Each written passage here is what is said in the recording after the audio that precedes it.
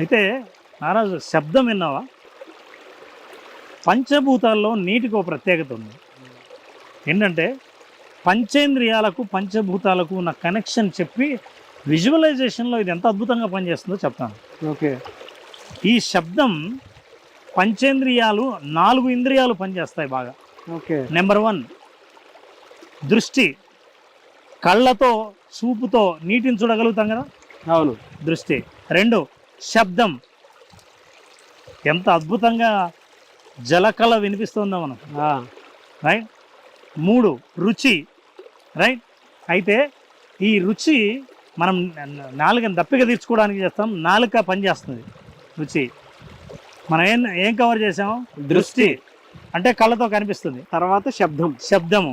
3వది రుచి. రుచి అంటే మనం నీళ్లు తాగుతాం కాబట్టి రుచి. ఎస్. ఇక 4వది ఇందాక అడిగావు కదా, స్పర్శ.